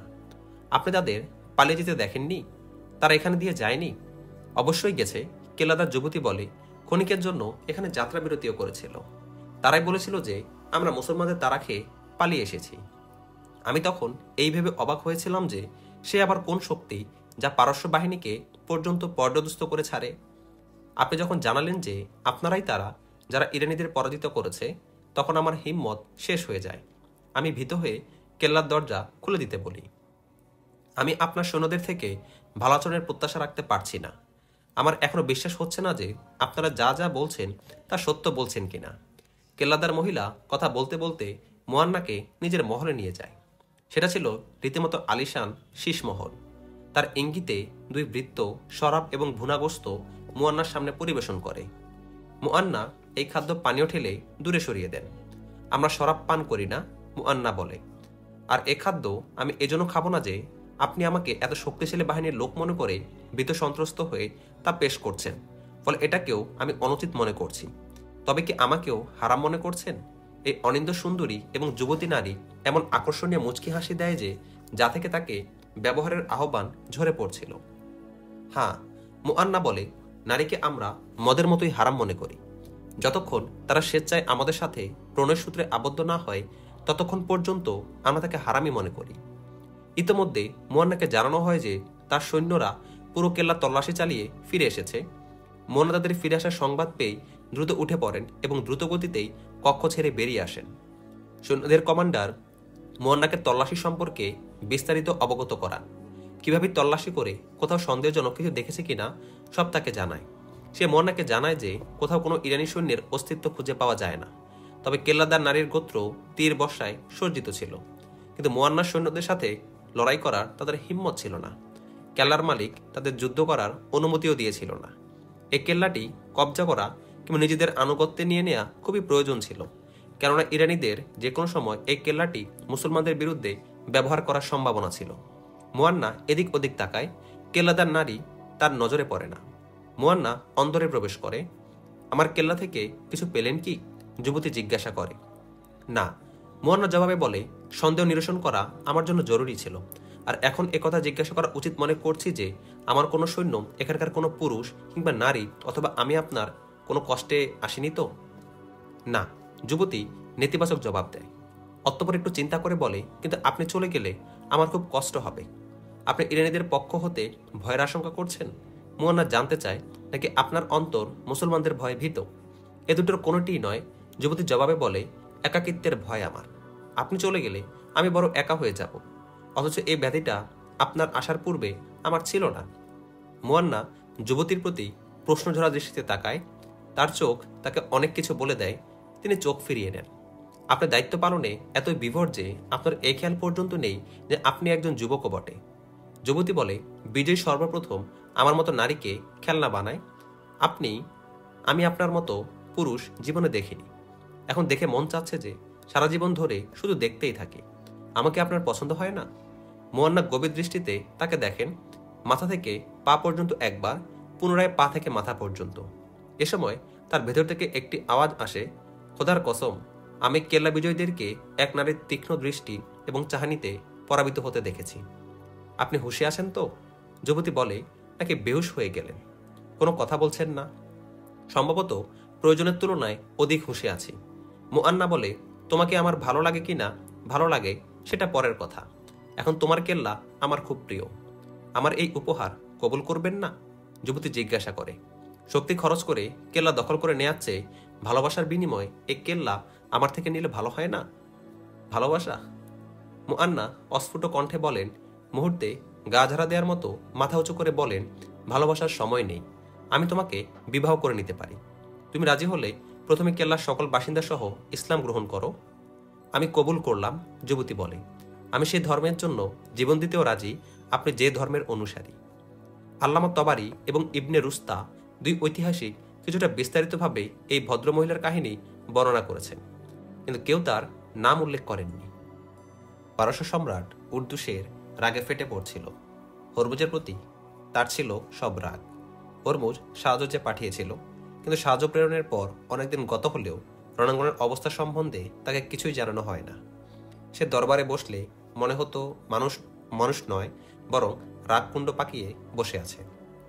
মহলের কোথাও থাকলে তার অবস্থা এই দাঁড়াতো যে বসতে বসতে হঠাৎ উঠে দাঁড়াতো, অথবা দ্রুত সারা মহল পায়চারি করে ফিরত। পথে কেউ সামনে পড়লে বিনা কারণে তার উপর রাগ ঝাড়ত। একদিন সে উদাস মনে শাহী বাগিচায় পায়চারি করছিল। হঠাৎ তাকে জানানো হয় যে কারেনের দুধ এসেছে। সে দ্রুত এসেছে। সে দুধকে ডেকে পাঠাবার পরিবর্তে নিজেই এক প্রকার তার দিকে ছুটে যায়। কারেন ওই মরুশিয়ালদের পিষে ফেলেছে? উর্দু সে জানতে চায়। মহামান্য সম্রাট দুধ বলে, জীবন ভিক্ষা চাই। জনাবের এই গোলাম কোনো শুভ সংবাদ বয়ে আনেনি। তবে কি কারণও সাহায্য চেয়ে পাঠিয়েছে? উর্দুশেরের কণ্ঠে উদ্বেগ ও উৎকণ্ঠা ঝরে পড়ে। না মহামান্য সম্রাট। দুধ বলে, সেনাপতি হরমুজ মুসলমানদের হাতে নিহত হয়েছে। নিহত হয়েছে? উর্দুশের রাজ্যের বিস্ময় চোখে মুখে টেনে জিজ্ঞাসা করে, কি? হরমুজ মারা যেতে পারে? না, এটা ভুল সংবাদ, এটা নির্জলা মিথ্যা। এরপর সে গর্জে উঠে দূতকে জিজ্ঞাসা করে, তোমাকে এ সংবাদ কে দিয়েছে? সেনাপতি কারেন। দূত বলে, আমাদের দুই কমান্ডার কুব্বাজ এবং আনুসজান পিছুপা হয়ে ফিরে আসছিল। প্রাণে বেঁচে যাওয়া সৈন্যরাও একজন দুইজন করে তাদের পিছু পিছু আসছিল। মাকাল দরিয়ার কূলে তাদের সাথে আমাদের সাক্ষাৎ হয়। তারাই জানায় যে হরমুজ মুসলমানদেরকে মল্লযুদ্ধ লড়ার আহ্বান জানালে তাদের সেনাপতি খালিদ বিন ওয়ালিদ আমাদের সেনাপতির মোকাবিলায় আসে। সেনাপতি হরমুজ তার দেহরক্ষীদের আশেপাশেই লুকিয়ে রেখেছিলেন। তাদের দায়িত্ব ছিল মুসলমানদের সেনাপতিকে ঘেরাও করে হত্যা করা। তারা তাকে কৌশলে বৃত্তাকারে ঘিরেও নিয়েছিল, কিন্তু আচমকা এক অশ্বারোহীর উদয় হয়। তার হাতে বর্শা আর অপর হাতে তরবারি ছিল। চোখের পলকে ওই অশ্বারোহী হরমুজের দেহরক্ষীদের ৬-৭ জনকে খতম করে দেয়। ঠিক এ সময় মুসলমানদের সেনাপতি হরমুজকে কাবু করে জমিনে আশ্রয় ফেলে এবং খঞ্জর দ্বারা তাকে হত্যা করে। উর্দু শেরের মাথা নিচু হয়ে যায়। সে দৃঢ় পদক্ষেপে মহল লক্ষ্যে এগিয়ে চলে। সে মহলে পৌঁছে এমনভাবে দেয়াল আঁকড়ে ধরে যেন কোনো কিছুর সাথে ধাক্কা খেয়ে ঘুরে পড়া থেকে বেঁচে দেয়ালের আশ্রয় নিয়েছে। সে নিজ কক্ষে দেয়ালে ভর দিয়ে পৌঁছে একটু পর মহলে রীতিমতো হুলস্থুল পড়ে যায়। শাহিদ আক্তার দৌড়ে আসে। অজ্ঞাত রোগে উর্দু শেরের হঠাৎ আক্রান্ত হয়ে পড়ে। এটা ছিল আঘাতের ফল। পারস্য সম্রাট পরাজয়ের সাথে পরিচিত ছিল না। প্রথমবারের মতো তারা মার খায় রোমকদের হাতে এবং রাজ্যের কিছু অংশ তাদের হাতছাড়া হয়ে যায়। আর এবার তারা মার খায় এমন লোকদের হাতে উর্দু শের যাদেরকে মানুষ বলেই মনে করত না। উর্দু শেরের জন্য এই আঘাত সাধারণ ছিল না। কারেন বিন করআনুস তখনও মাকাল দরিয়ার কিনারে ছাউনি ফেলেছিল। সে এতদিন পর্যন্ত এখানে এজন্য অবস্থান করতে থাকে যে হরমুজের বাহিনীর পলায়নপর কমান্ডার এবং সিপাহীরা তখনও আসতেছিল। কারেন তাদেরকে নিজ বাহিনীতে সামিল করছিল। হরমুজের দুই সেনাপতি কুব্বাজ এবং আনুসজান কারেনের সাথেই ছিল। সে কারণে পরাজয়ের কঠিন পরিশোধ নিতে তারা দৃঢ় প্রতিজ্ঞ ছিল। তাদের মন্তব্যে কারেন সামনে অগ্রসর হওয়ার ব্যাপারে সতর্ক হয়ে গিয়েছিল। অবস্থানের দিনগুলোতে কারেনের গোয়েন্দারা তাকে মুসলমানদের গতিবিধি ও উদ্দেশ্য সম্পর্কে রীতিমতো অবগত করতে থাকে। গোয়েন্দা তথ্য মোতাবেক সে নিশ্চিত হয়ে যায় যে মুসলমানরা যুদ্ধ জয় করেই ফিরে যাবে না, বরং সম্মুখে অগ্রসর হচ্ছে। হযরত খালিদ আনহু জঙ্গে সালাসিল জয়ের পর কাজিমা, উবলা সহ ছোট ছোট এলাকাগুলোর প্রশাসনিক ব্যবস্থা নিজ হাতে নিয়ে নেন। তখন তিনি সর্বপ্রথম ওই এলাকায় পৌঁছান। তখন অত্র এলাকার মুসলমানরা আনন্দে চিৎকার করে বলে, হযরত খালিদ জিন্দাবাদ, ইসলাম জিন্দাবাদ, খিলাফত জিন্দাবাদ এর স্লোগান দিতে থাকে। এলাকাটি সবুজ শ্যামল এবং বড়ই আকর্ষণীয় ছিল। মহিলারা হযরত খালিদ আনহু এবং তার দেহরক্ষীদের পথে ফুল বিছিয়ে দিতে থাকে। এই এলাকার মুসলমানরা এক লম্বা সময়ের পর ইরানীদের অত্যাচার এবং গোলামি থেকে মুক্তি পায়। জনাব খালিদ, আপনি আমাদের ইজ্জতের প্রতিশোধ নিবেন? হযরত খালিদ আনহুয়ের লক্ষ্যে কয়েক নারীর কণ্ঠ ছুটে আসে। আমাদের যুবতী কন্যাদের রক্তের প্রতিশোধ, প্রতিশোধ, প্রতিশোধ, প্রতিশোধ চাই। এটা এক আওয়াজ এবং আবেদন ছিল। হযরত খালিদ আনহু এই আওয়াজের মধ্য দিয়ে অতিবাহিত হতে থাকেন। আমরা ফিরে যেতে আসিনি। হযরত খালিদ আনহু মুসলমানদের উদ্দেশ্যে বলেন, আমরা প্রতিশোধ নিতে এসেছি। মুসলমানদের একটি প্রতিনিধি দল হযরত খালিদ আনহুকে আগাম সতর্ক করে দেয় যে তিনি যেন এই এলাকার অমুসলিমদের উপর ভরসা না রাখেন। এরা সবাই ইরানীদের সাহায্যকারী। প্রতিনিধি দল হযরত খালিদ আনহুকে জানায়, অগ্নিপূজকরা সর্বদা আমাদের স্বার্থের বিরুদ্ধে গুপ্তচর বৃত্তি করেছে। আমাদের ছেলেরা ইরানীদের কোনো চৌকিতে গেরিলা হামলা চালালে অগ্নিপূজকরা গোয়েন্দাগিরি করে তাদের ধরিয়ে দিত। সকল ইহুদি এবং খ্রিস্টানদের গ্রেপ্তার করো। হযরত খালিদ আনহু নির্দেশ দেন, আর মুসলমানদের মধ্য হতে যারা ইসলামী বাহিনীতে যোগ দিতে ইচ্ছুক তারা চলে আসতে পারো। তারা ইতিপূর্বেই মুসানা বিন হারেসার সাথে চলে গেছে। হযরত খালিদ আনহু জবাব পান। তৎক্ষণাৎ অগ্নিপূজারীদের সহ অন্যান্য ধর্মাবলম্বীদের ধরপাকড় শুরু হয়ে যায়। তাদের মধ্য হতে কেবল তাদেরকে যুদ্ধবন্দী করা হয় যাদের ব্যাপারে এই সাক্ষ্য প্রমাণ পাওয়া গিয়েছিল যে তারা মুসলমানদের বিরুদ্ধে যুদ্ধে ভূমিকা নিয়েছিল অথবা গুপ্তচর বৃত্তি করেছিল। শান্তি ও স্থিতিশীলতা প্রতিষ্ঠায় কিছু লোক কাজিমায় রেখে হযরত খালিদ আনহু সামনে এগিয়ে যান। এবার তার চলায় তেমন গতি ছিল না, কারণ যে কোনো স্থানে ইরানীদের মুখোমুখি হওয়ার সম্ভাবনা ছিল। অত্র এলাকার কিছু লোককে গোয়েন্দা হিসেবে নিয়োগ দিয়ে হযরত খালিদ আনহু তাদেরকে সম্মুখে এবং ডানে বামে পাঠিয়ে দিয়েছিলেন। হযরত মুসান্না দুর্বার গতিতে সামনে অগ্রসর হতে থাকেন। তিনি মাকাল দরিয়ার পার হতে চান, কিন্তু দূর হতে ইরানীদের ছাউনি তার চোখে পড়ে। ছাউনি বলে দেয় তারা সংখ্যায় অনেক ছিল। হযরত মুসান্নার কাছে ১৫০০ থেকে কিছু বেশি সৈন্য ছিল। মুষ্টিমেয় ওই সৈন্য নিয়ে এক বিশাল বাহিনীর সাথে সংঘর্ষে লিপ্ত হওয়া সম্ভব ছিল না। আমাদের এখান থেকেই পিছু হটা উচিত। মুসান্নার এক সাথী বলে, ইরানি এ বাহিনী আমাদেরকে সহজেই তাদের ঘেরাও নিয়ে হত্যা করতে পারে। একটু বোঝার চেষ্টা করো। হযরত মুসান্না বলেন, আমরা পিছু হটে গেলে ইরানীদের সাহস বেড়ে যাবে। আমাদের সেনাধ্যক্ষ বলেছিলেন, ইরানীদের অন্তর থেকে আমাদের ভীতি শেষ হওয়ার পূর্বেই আমরা তাদের উপর আক্রমণ করে যাব। যে ভীতি তাদের মাঝে ছড়িয়ে গেছে তা বিদ্যমান রাখতে হবে আমাদের। আমরা অগ্নিপূজক ফৌজকে এটা বুঝতে চেষ্টা করব যে এটা আমাদের অগ্রবর্তী বাহিনী মাত্র। অবশ্য আমরা লড়ার জন্য প্রস্তুত থাকব। যদি তাদের সাথে যুদ্ধ বেঁধেই যায়, তবে ওই প্রক্রিয়ায় লড়ব যা এক যুগ ধরে লড়ে আসছিলাম। আর তা হলো সামনাসামনি আক্রমণ না করে হঠাৎ আক্রমণ করে আবার উধাও হয়ে যাওয়া। তোমরা এভাবে লড়াই করতে পারবে তো? এরপর মুসান্না এক অশ্বারোহীকে ডাক দেন এবং বলেন, ঘোড়া ছুটিয়ে দাও। সেনাপতি হযরত খালিদ আনহু কাজিমা বা উবলার কোনো এক স্থানে আছেন। তাকে বলবে, মাকালের কূলে এক ইরানি বাহিনী ছাউনি ফেলে আছে। তাকে জানাবে যে আমি ওই বাহিনীকে আগে যেতে দিব না, সেখানে আপনার পৌঁছানো একান্ত জরুরি। হযরত খালিদ আনহু ইতিমধ্যেই কাজিমা ছেড়ে গিয়েছিলেন। ঘোড়া, উট এবং সৈন্যদের আহারাদের কোনো কমতি ছিল না। অত্র এলাকার মুসলমানরা সবকিছুর ব্যবস্থা করে দিয়েছিল। হযরত খালিদ আনহুয়ের পথ কিছুটা ভিন্ন দিকে মোড় নিয়েছিল। তিনি উবলার কিছু দূরে এক ভগ্ন প্রাসাদের পাশ অতিক্রম করছিলেন। সামনের দিক হতে এক অশ্বারোহী দ্রুত বেগে ছুটে আসছিল। হযরত খালিদ আনহু তার দু দেহরক্ষীকে বলেন, সামনে এগিয়ে গিয়ে দেখো এ অশ্বারোহী কে। দেহরক্ষী ঘোড়া ছুটিয়ে দেয় এবং আগত অশ্বারোহীকে পথেই পেয়ে যায়। আগন্তুক ঘোড়া থামায় না। দেহরক্ষীদ্বয় নিজ নিজ ঘোড়া তার ঘোড়ার দুপাশে আনে এবং তার সাথে চলতে থাকে। মুসান্না বিন হারেসার পয়গাম নিয়ে এসেছে।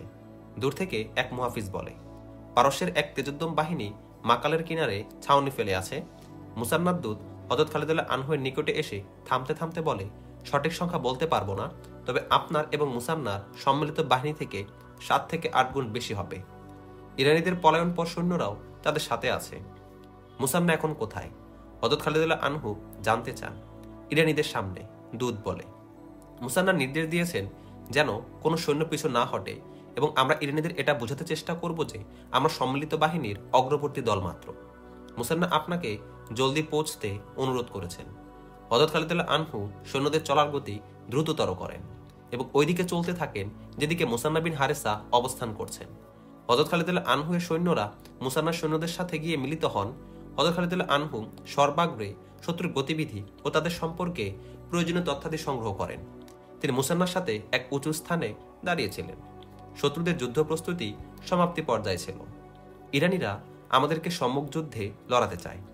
হযরত খালিদ আনহু মুসান্নাকে বলেন, দেখেছো ইবনে হারিসা, তারা দরিয়ার নিজেদের পশ্চাতে রেখেছে। ইরানীরা কেবল সম্মুখ যুদ্ধই করতে পারে। মুসান্না বলেন, আমরা তাদের এক বন্দী থেকে জানতে পেরেছি যে তাদের 2 সেনাপতি যাদের বিরুদ্ধে আমরা লড়েছি জীবিত পিছু হটে আসে। একজনের নাম কুব্বাজ আর অপরজনের নাম আনুসাজান। তারা এই নয়া সালারকে বলে দেবে নিশ্চয় যে আমাদের যুদ্ধের কৌশল ও ভঙ্গি কেমন। এজন্য তারা পশ্চাৎভাগকে আমাদের থেকে হেফাজত করতে পিছনে দরিয়া রেখেছে। বেশি চিন্তা করবেন না জনাব খালিদ, আমি তাদের বিরুদ্ধে জমিন ফুরেও লড়েছি। আল্লাহ তোমার প্রতি রহম করুক ইবনে হারিসা। হযরত খালিদ আনহু বলেন, আল্লাহ নিশ্চয়ই তোমার সাথে আছেন। আমি এটাও ভেবে দেখলাম যে দরিয়া পাড়িয়ে দেয়া আমাদের পক্ষে সম্ভব নয়। আল্লাহকে স্মরণ করুন জনাব খালিদ। মুসান্না বলেন, আমি আশাবাদী যে আমরা তাদের সৈন্য সারি এভাবে বিধ্বস্ত করে দিতে সক্ষম হব যে তাদের পাশ কেটে সামনে এগিয়ে যাওয়া এবং পশ্চাৎ হতে তাদের উপর ঝাঁপিয়ে পড়ার সুযোগ আমাদের ঘটবে। আমার সৈন্যরা ঠায় দাঁড়িয়ে লড়ে না, ঘুরে ফিরে লড়াই করে। তাদেরকে আগে ঠেলে পাঠানোর প্রয়োজন হবে না। তাদেরকে পিছিয়ে ফিরিয়ে আনাই মূল সমস্যা হিসেবে দেখা দিতে পারে। কারণ তারা ইরানীদের দেখলেই তেলে বেগুনে জ্বলে যায়। ইরানীদের হাতে তারা অনেক জর্জরিত হয়েছে। আপনি জানেন না তারা কেমন দাসত্বের জিঞ্জিরে আবদ্ধ ছিল। ইরানীরা তাদেরকে মানুষ হিসেবে ন্যূনতম অধিকারটুকু প্রদান করত না। মানবাধিকার থেকে তারা ছিল সম্পূর্ণ বঞ্চিত। জরথ্রুস্র যে আগুনের পূজা করে আমরা সেই আগুন নিভিয়ে দিব ইবনে হারেসা। হযরত খালিদ আনহু বলেন, একসময় তারা নিজেরাই স্বীকার করতে বাধ্য হবে যে ইবাদতের উপযুক্ত একমাত্র আল্লাহ। এসো, আমি বেশিক্ষণ অপেক্ষা করতে চাই না। তারা যেভাবে চুপচাপ আছে তাতে প্রতীয়মান হয় যে তারা যথেষ্ট সতর্ক এবং তাদের উপর আমাদের গভীর প্রভাব আছে। তুমি নিজ সৈন্যদের সাথে মধ্যম বাহিনীতে থাকবে। ঐতিহাসিকগণ লেখেন যে হযরত খালিদ আনহু সম্ভাব্য কৌশল সম্পর্কে অনেক ভাবেন, কিন্তু ইরানিদের বর্তমান সেনাপতি কারেন বড়ই শেয়ানা ছিল। সে হযরত খালিদ আনহুয়ের লড়াইয়ের কৌশল সম্পর্কে জেনে গিয়েছিল, কারণ কারেন পরাজিত দু সালার কুব্বাজ এবং আনুশাজানকে দুই পার্শ্ববাহিনীর দায়িত্বে রেখে নিজের বাহিনীকে সামনে নিয়ে যায় এবং তার যুদ্ধ কৌশল সম্পর্কে সম্পূর্ণ জেনে যায়। তার বাহিনীর ভাবই ছিল আলাদা। দেখলে বোঝা যেত শাহী ফৌজ, তাদের পায়ের নিচে মাটি কম্পিত হতো। এদিকে ইয়াসরিবের সাদামাটা বাহিনী ছিল, বাহ্যিকভাবে তাদের মাঝে কোনো ভাব ছিল না। ইরানিদের বিপরীতে মুসলমানদের হাতিয়ারও কম ছিল, পোশাকও সাদামাটা। ইরানিদের মোকাবেলায় তাদের সংখ্যা ছিল নিতান্তই কম। হযরত খালিদ আনহু সিংহ বাহিনীকে এগিয়ে যাবার নির্দেশ দিলে হাজারো পায়ের উত্থান পতন এবং ঘোড়ার ঘণ্টাধ্বনির সাথে সাথে কালেমায় তৈয়বার গুরুগম্ভীর আওয়াজ এক ভিন্ন প্রভাব সৃষ্টি করছিল। মুসলমানরা ক্লান্ত অবসন্ন, প্রক্ষান্তরে ইরানি ছিল সম্পূর্ণ তেজোদ্যম। উভয় বাহিনীর মাঝে সামান্য দূরত্ব থাকতে হযরত খালিদ আনহু তার বাহিনীকে থামতে বলেন। মুসানা বিন হারেসা তার বাহিনী সহ হযরত খালিদ আনহুয়ের পিছনে ছিলেন। ডান এবং বাম বাহিনীতে হযরত খালিদ আনহুয়ের নিয়োগ করা দুই সালার হযরত আসেন ইবনে আমর এবং হযরত আদি ইবনে হাতেম ছিলেন। তৎকালীন সময়ের যুদ্ধরীতি অনুযায়ী ইরান বাহিনীর সর্বাধিনায়ক কারেন সামনে এগিয়ে আসে এবং মল্লযুদ্ধ লড়তে মুসলমানদের আহ্বান করে। মদিনার কোনো উষ্ট্রারোহী আমার মোকাবিলা করার হিম্মত রাখে? সে উভয় বাহিনীর মাঝখানে এসে হুঙ্কার ছেড়ে বলে, আমার সামনে আসার আগে একটু চিন্তা করে নিও যে আমি ইরান সম্রাটের সেনাপতি। তোর মোকাবেলায় আমি আসছি। হযরত খালিদ আনহু ঘোড়া সামনে এনে হুঙ্কার দিয়ে বলেন, কারেন আয় এবং তোদের সেনাপতি হরমুজের কতলের প্রতিশোধ নে। আমি তার হত্যাকারী। হযরত খালিদ আনহু তখনও কারেন থেকে কিছুটা দূরে ছিলেন। ইতিমধ্যে হযরত খালিদ আনহুয়ের পশ্চাৎ হতে একটি ঘোড়া তীব্র গতিতে বেরিয়ে আসে এবং তার পাশ দিয়ে চলে যায়। পিছনে থাকুন জনাব খালিদ। বাতাসে ভেসে আসে অশ্বারোহীর আওয়াজ। অগ্নিপূজক এই সালার আমার শিকার। হযরত খালিদ আনহু উড়ন্ত ঘোড়ার দিকে চেয়ে থাকেন। অশ্বারোহী ছিল মাকাল বিন আয়েশা নামক এক মুসলমান। বীরত্বে এবং তরবারি চালনায় তার বড়ই দক্ষতা এবং নামডাক ছিল। এটা নিয়ম বহির্ভূত ছিল যে কোনো সিপাহী বা অশ্বারোহী নিজের সেনাপতির উপর মর্যাদা লাভ করতে চেষ্টা করবে, কিন্তু এ সময়টা এমনই নাজুক ছিল যে বৃত্তমণি এবং ধনী গরিব সবাই এক হয়ে গিয়েছিল। প্রতিটি সিপাহী এবং অশ্বারোহী জিহাদের লক্ষ্যবস্তু। যে প্রেরণা সাধারণ সিপাহীদের মধ্যে ছিল তা একজন সালারের মাঝেও ছিল। মাকাল ইবনে আয়েশা এটা সহ্য করতে পারে না যে তার সালার এক অগ্নিপূজকের হাতে আহত কিংবা নিহত হবেন। হযরত খালিদ আনহু তার প্রতিটি সৈন্যের জজবা অনুধাবন করতেন। তিনি থেমে যান, তিনি ওই সৈন্যের জজবা আহত করতে চান না। মাকালের ঘোড়ায় বিদ্যুৎ গতি ছিল। ঘোড়া ইরান দলপতি কারেনকে ছেড়ে যায়। মাকাল আগে গিয়ে ঘোড়া পিছনের দিকে ফেরান এবং কারেনকে আহ্বান জানান। কারেন প্রথম থেকেই হাতে তলোয়ার নিয়ে প্রস্তুত ছিল। তার মাথায় জিঞ্জির বিশিষ্ট শিরস্ত্রাণ এবং শরীরের উপরাংশ বর্মাচ্ছিন্ন ছিল। তার পায়ে মোটা চামড়ার আবরণ জড়ানো ছিল। তার চেহারায় প্রতিশোধের নিদর্শনের পরিবর্তে অহংকার ঠিকরে পড়ছিল, যেন তার এ নিশ্চিত বিশ্বাস ছিল যে শরীরস্থ লোহা এবং চামড়ার এই পোশাক তাকে মুসলমানদের তলোয়ার থেকে অবশ্যই রক্ষা করবে। কারেন ঘোড়ার বাগে হালকা ঝাঁকি দেয়। উভয়ের ঘোড়া পরস্পরকে ঘিরে একবার দুবার চক্কর দিয়ে মুখোমুখি এসে দাঁড়ায়। আয় আগুন পূজারী। মাকাল অতি উচ্চ আওয়াজে বলে, আমি এক সাধারণ সিপাহী মাত্র, সালার নই। কারেনের চেহারায় অহমিকার চিহ্ন আরো গভীরভাবে ফুটে ওঠে। এক ঘোড়া আরেক ঘোড়ার দিকে এগিয়ে যায়। দুজনেরই তলোয়ার উঁচু হয়। প্রথম আঘাত উভয়েরই তলোয়ারে হয় এবং দুজনই পিছনে সরে যায়। দ্বিতীয়বারের মতো তারা আবার মুখোমুখি হয়। বাতাসে তলোয়ারের আরও একবার সংঘর্ষ হয়। এরপর ঘোড়া থেকে পিছনে এবং ঘুরে ঘুরে একে অপরের দিকে আসে। উভয়ের প্রতি আক্রমণ করতে থাকে। শেষবার কারেন তলোয়ার উঁচু করলে মাকাল তার আক্রমণ ঠেকানোর পরিবর্তে তার বগল বর্ম থেকে খালি রেখে তলোয়ারের বর্ষার মতো করে তার বগলে এত জোরে মারে যে তলোয়ার কারেনের শরীরে অনেক ভেতরে চলে যায়। কারেনের এই হাতেই তলোয়ার থাকায় তলোয়ার তার হাত থেকে দূরে ছিটকে পড়ে। কারেন ঘোড়ার একদিকে কাত হয়ে যায়। ঝুঁকে যাওয়ার দরুন কারেনের গর্দান মাকাল দেখে ফেলে। শিরোনাস্ত্রের ঝুলন্ত জিঞ্জির তখন গলা থেকে সরে গিয়েছিল। মাকাল মোক্ষম সুযোগ হাতছাড়া করে না। দেহের সমস্ত শক্তি হাতে জমা করে তার গর্দান লক্ষ্যে এমন ভীম আঘাত করে যে গর্ব আর অহমিকাপূর্ণ গর্দান কেটে আলাদা হয়ে যায়। মুসলিম শিবির থেকে ধন্যবাদ, প্রশংসা এবং আল্লাহু আকবার নারার গগন বিদারী বজ্রধ্বনি উঠতে থাকে। কারণের ধর্ষণ্য কর্তৃত মস্তক জমিনে পড়ে গিয়েছিল। তার জিঞ্জির বিশিষ্ট শিরস্থানের নিচে রাষ্ট্রীয় মর্যাদা সূচক 1,00,000 দিরহাম মূল্যের টুপি ছিল। এমন দামি টুপি হরমুজের মাথায়ও ছিল। কারণের মণ্ডশূন্য দেহ ঘোড়ার পিঠ থেকে হেলে পড়ে, কিন্তু তার এক পা ঘোড়ার পাদানিতে আটকে যায়। মাকাল কারণের ঘোড়ায় মৃদু আঘাত করে। ঘোড়া আঘাত খেয়ে দৌড়াতে শুরু করে এবং কারণের লাশ জমিনে টেনে হিস্টে ফিরতে থাকে। ঘোড়া ছিল নিয়ন্ত্রণহীন। ইরান সিপাহসালারের এমন নির্মম মৃত্যু ও পরিণতি দেখে ইরান শিবিরে মৃত্যুর নীরবতা ছেয়ে যায়। অগ্নিপূজারীদের কাতার ডিঙিয়ে দুটি ঘোড়া সামনে আসে। একটিতে চেপেছিল ইরান সালার কুববাজ, আর অপর ঘোড়ায় বসা ছিল সেনাপতি আনুশজান। কার বুকের পাটা আছে আমাদের মোকাবিলা করার? দু অশ্বারোহীর একজনের হুঙ্কার ভেসে আসে, আমরা সেনাপতি হত্যার প্রতিশোধ নিতে দৃঢ় প্রতিজ্ঞাবদ্ধ। আমি একাই তোদের দুজনের জন্য যথেষ্ট। হযরত খালিদ আনহু শত্রুদের আহ্বানে সাড়া দিয়ে বলেন এবং ঘোড়া ছুটিয়ে দেন। আচমকা হযরত খালিদ আনহু এর পশ্চাৎ হতে দুটি ঘোড়া এসে তার ডান বাম দিক দিয়ে দ্রুত সামনে বেরিয়ে যায়। এক অশ্বারোহীর এই আহ্বান হযরত খালিদ আনহু এর কানে এসে পৌঁছে, পিছিয়ে থাকুন জনাব খালিদ, এ দুসালার আমাদের বাহুবল একবার প্রদর্শন করেছে, এবার আমরা তাদের পালাবার সুযোগ দিব না। অপর অশ্বারোহীর উক্তি বাতাস বই এনে হযরত খালিদ আনহু এর কানে পৌঁছে দেয়। হযরত খালিদ আনহু ছুটন্ত দু অশ্বারোহীকে চিনতে চেষ্টা করেন। তারা ছিল তারে ডান এবং বাম বাহিনীর কমান্ডার হযরত আসেম বিন আমর রাদিয়াল্লাহু আনহু এবং হযরত আদি ইবনে হাতেম রাদিয়াল্লাহু আনহু। তাদের পরনে সাধারণ পোশাক ছিল, কিন্তু তাদের প্রতিপক্ষের সারা দেহ লৌহাবরণে আচ্ছাদিত ছিল। মুসলমানদের ভরসা ছিল আল্লাহর উপর, আর ইরানীদের আস্থা ছিল লোহা আবরণের উপর। তাদের জানা ছিল না যে তরবারির আঘাত লোহা ইস্পাত নয়, একমাত্র আকীদা, বিশ্বাস এবং চেতনা প্রতিহত করতে পারে। উভয় পক্ষের অভিজ্ঞ সেনাপতিরা এখন মল্লযুদ্ধের ময়দানে। সবাই তরবারি চালনায় সমান দক্ষ এবং প্রসিদ্ধ। তলোয়ারে তলোয়ারে তীব্র সংঘর্ষ চলে। প্রতিটি সংঘর্ষের পরেই তীব্র আলোর ঝলকানি ও স্ফুলিঙ্গ ওঠে।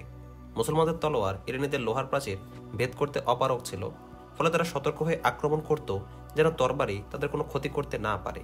হযরত আসেম এবং হযরত আদি রাদিয়াল্লাহু আনহু এই আশায় থাকেন যে শত্রুর কোনো দুর্বল এবং অরক্ষিত স্থান প্রকাশ পেলে হযরত মাকালের মতো তারা সেখানে আক্রমণ করবে।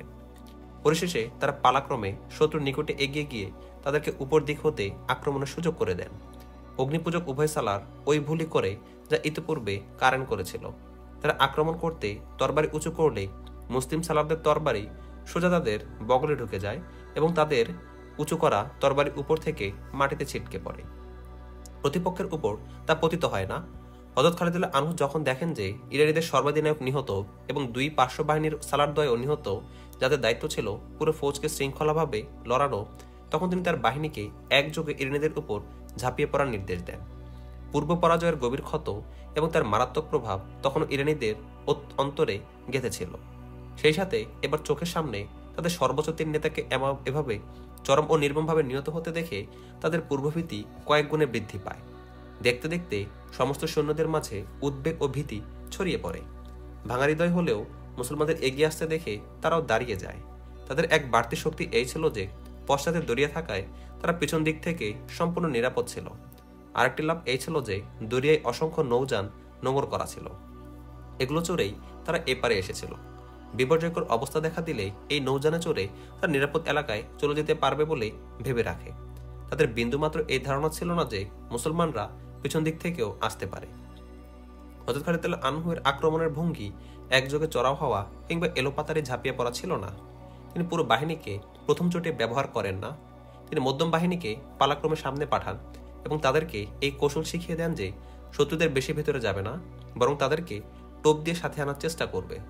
এর সাথে তিনি দুপার্শ্ব বাহিনীকে এমনভাবে ছড়িয়ে দেন যেন তারা গিয়ে শত্রুপক্ষের পার্শ্ব বাহিনীতে আঘাত হানতে পারে। আক্রমণের ভিড়ে শত্রু বাহিনীর সর্বাধিনায়ক এবং 2 জাদ্রেল সালারের লাশ ঘোড়ার পদতলে পৃষ্ঠ হতে থাকে। এটা ছিল পারস্য সাম্রাজ্যের অহমিকা, গর্ব, যা মুসলমানদের ঘোড়ার পায়ের নিচে নিষ্পেষিত হতে থাকে। এমনই পরিস্থিতিতে শত্রুদের উদ্যমে ভাটা পড়তে পারে, উদ্দীপনার সৃষ্টি হতে পারে না। মুসলমানদের নারাধ্বনি এবং হুঙ্কার তাদের বিবিমতো দিশেহারা করে তুলছিল। জরাথুস্ত্রের অনুসারীরা, আল্লাহকে মেনে নাও, আমরা মুহাম্মদ সাল্লাল্লাহু আলাইহি সাল্লামের আশেকান ভক্তকুল। আল্লাহু আকবার, আল্লাহু আকবার নারাধ্বনিতে রণাঙ্গন কাঁপছিল। মুসান্নাব বিন হারেসার সৈন্যদের প্রেরণা ও আবেগ ছিল আরো তুঙ্গে, তাদের হুঙ্কার ছিল কিছুটা ভিন্ন কণ্ঠের। তোমাদের এককালের গোলামদের বাহুবল দেখো, আজ কড়াইগন্ডায় এতদিনে ঝরানো রক্তের প্রতিশোধ আমরা নিব। ডেকে আনো উর্দু শেরকে, জরথরুস্তের ডাক কোথায় এসে। মুসলমানদের একদিকে তীব্র আক্রমণ, অপরদিকে হৃদয় কাঁপানো এমনই গর্জন তর্জনে তাদের অবশিষ্ট শক্তিও নিস্তেজ হয়ে আসতে থাকে। হাতিয়ারের বোঝাও তাদের ক্লান্ত করে ফেলেছিল। তারা হারে হারে ক্লান্তি অনুভব করে। হযরত খালিদ রাদিয়াল্লাহু আনহু লড়াই করতে করতেই অনুধাবন করতে থাকেন যে ইরানীরা ক্রমে নিস্তেজ হয়ে যাচ্ছে। তারা যে ধারায় আক্রমণ প্রথম থেকে প্রতিহত করছিল, এখন তাদের মাঝে সেই গতি আর নেই। হযরত খালিদ রাদিয়াল্লাহু আনহু তাদের এই দুর্বলতা লুফে নেন। দ্রুত এক দূত ডেকে পার্শ্ববাহিনীর কমান্ডার হযরত আসেম ও হযরত আদি বরাবর এই নির্দেশ দিয়ে পাঠান যে নিজ নিজ বাহিনীকে আরো বাইরে এনে তারপর একযোগে শত্রুর পার্শ্ববাহিনীর উপর ঝাঁপিয়ে পড়ো। এর সাথে হযরত খালিদ রাদিয়াল্লাহু আনহু এর মধ্যম বাহিনীর সংরক্ষিত দলকে শত্রুর মধ্যম বাহিনীর উপর হামলা করার নির্দেশ দেন। যারা ইতোপূর্বে উর্মিমালার মতো ছন্দময় ভঙ্গিতে আক্রমণ করছিল, তাদেরকে পিছনে সরিয়ে আনেন, যেন তারা আবেগ উদ্বেলিত হয়ে দুর্বলতার এমন পর্যায়ে পৌঁছে না যায় যা সহ্য করা তাদের পক্ষে সম্ভব হবে না। ইরানীরা মুসলিম বাহিনীর নয়া তুফান সহ্য করতে পারে না। এরই মধ্যে তাদের প্রচুর প্রাণহানি হয়েছিল। তারা ছত্রভঙ্গ হয়ে যেতে থাকে। পিছনে থাকা ইরানীদেরকে মুসলমানরা দরিয়ার দিকে দৌড় যেতে দেখে। তারা এর কারণ উদ্ঘাটনে মনোযোগ দিলে দরিয়ার তীরে অসংখ্য নৌযান বিরানো দেখতে পায়। নৌযান গুড়িয়ে দাও, এক মুসলমানের কণ্ঠ শোনা যায়। শত্রুরা পালাতে নৌযান সাথে নিয়ে এসেছে। আরেকটি কণ্ঠস্বর ওঠে।